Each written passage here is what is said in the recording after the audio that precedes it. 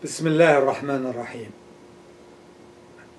Definitely these days are so compelling that we communicate with each other as Muslims in general and as Muslims in America in particular, because we are sampling the Ummah of Islam from all over the world. And what is happening at this time of history is that we don't like what we see. It is a source of pain and also imposes on us very challenging questions. And so the decision of the Islamic Center is to communicate with our brothers and sisters. At least we know how we think about this very unusual, very unique, very unsettling period of the history of the Ummah of Islam.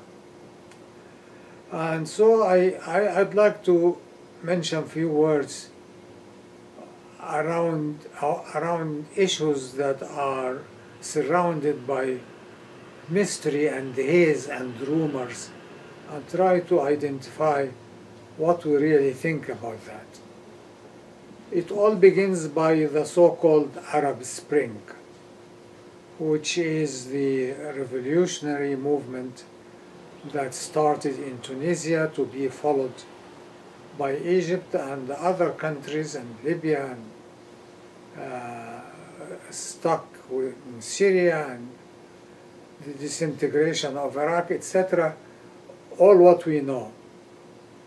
And because things didn't go the way we were hoping them to go, so came the conspiracy theories, and this is artificial revolution, and this was done by foreign intelligence, etc., which I think that this is a process of forgery of history, as if we don't deserve to have a successful revolution against intolerable situations. So what we like to say is that the Arab Revolution started genuine, started as miraculously healthy phenomena, and it resulted in very tangible results. Number one, it gave the masses confidence. They acquired the confidence in themselves. They really can move and mobilize and can topple down a very strong regime. Whether it is Egyptian or Libyan or whatever, it doesn't matter, but the reality is that people from the bottom up can assert themselves and express their wills and actually create a change. Number two, it is the ability to initiate a real change, even if it is not completed. But people thought that this area is dead and nobody can change the situations. The Arab Spring proved otherwise. No, people can initiate a change.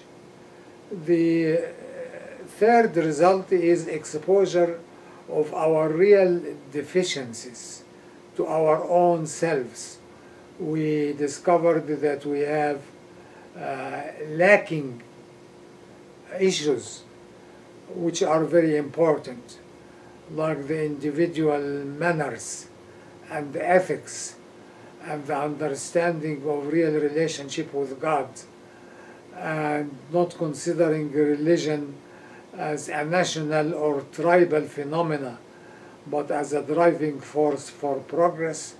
I think the Arab Spring achieved all that, and we should not allow anybody to tell us, you didn't do nothing, this is done by foreign powers. No, foreign powers exploited the situation later on, but it showed that the original elements in our people are intact and healthy and are strong. After that came the process of hijacking. That glory was hijacked. Was hijacked, yes, maybe by foreign powers, but also it was hijacked by people from our own, people who wanted to use the tidal wave to push their political agendas, or what they call falsely their religious agendas.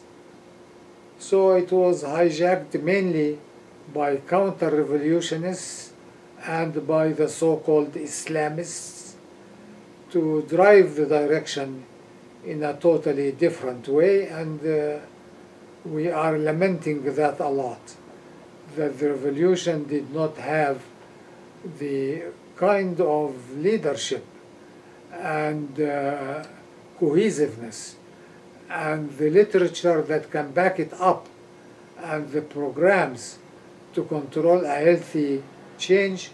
That was not there, so there was a vacuum, and in the vacuum it was hijacked.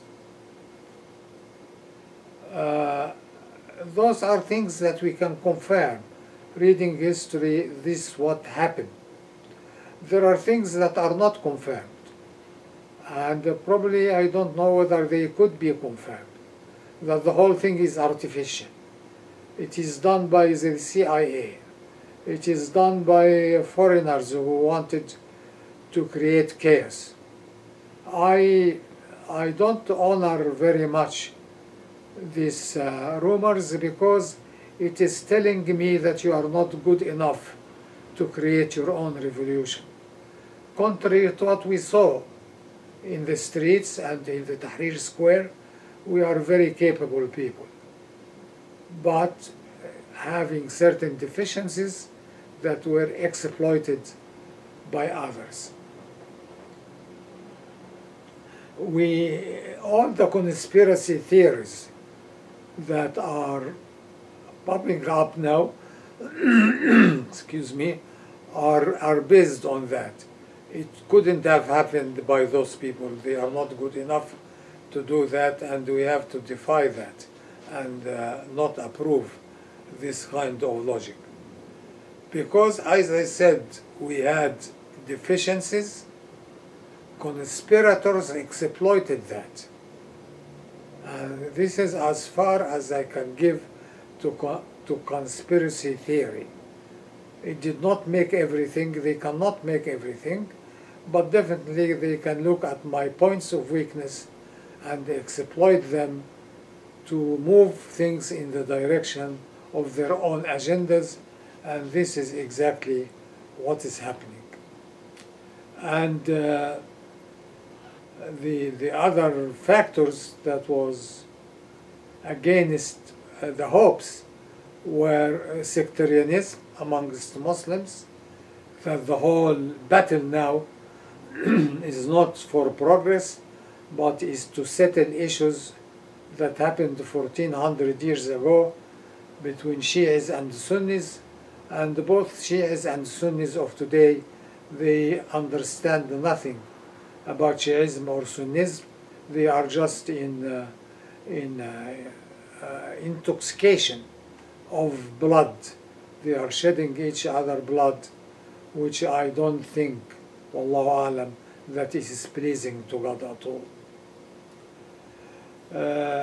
Loss of ability to understand and analyze.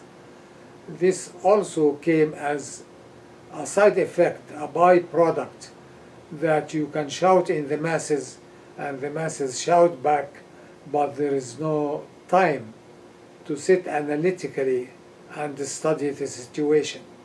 We can see that on the media, in the talk shows, etc. It is really a farce. People talking at the same time. Nobody is having any desire to listen to the other side. Everybody is interested in saying his or her piece, and because it is noisy, they get very loud. But the end result is actually nothing. Then in that quagmire, we saw a clear loss of manners and ethics that are really the backbone of any healthy society and really the backbone of our religion, that the Prophet ﷺ was sent to perfect manners, not to discard them. And unfortunately, this departure from good manners was happening on the hands of people who are claiming Islam. The result is what we see now. Israel, which has genuine interest in moving in a vacuum, enjoying the disintegration of any power around it, so it is doing what it wants to do, and case at point is the way they are dealing with the children of Gaza. I'm not saying with Hamas or Jihad Islami. The campaign is killing the children bluntly and clearly. This is what is happening to obliterate the future of Palestine and to bring the Palestinian people to their knees. It is not a military campaign. It is a campaign of liquidating the future of Palestine.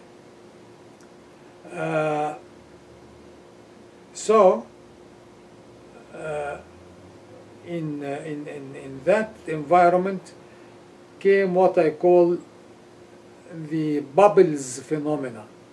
Bubbles that appear and get big without anybody knowing how they came. Daesh and Dawlat al-Khilafa and ISIS and things that we never heard about before.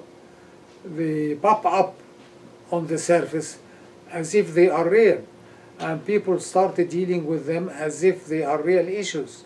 These are, anyways, I'm calling them the bubbles that are making the scene more ugly and pushing the normal Muslim youth more to despair, but they are not effective as far as the history of Islam and its contribution to civilization is concerned.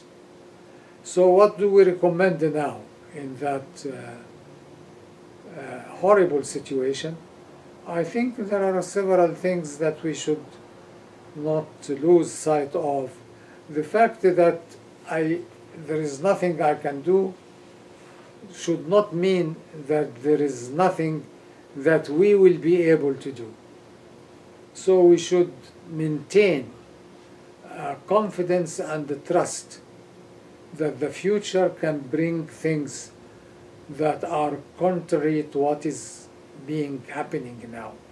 So we have, so to speak, pursue the dream.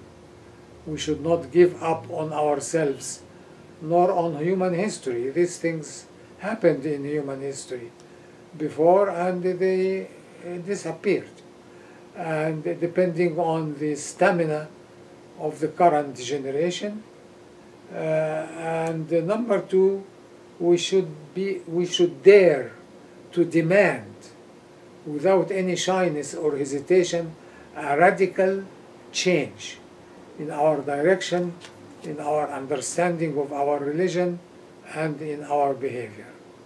And I hope that Allah will bring us better days than now. Assalamu alaikum wa rahmatullah.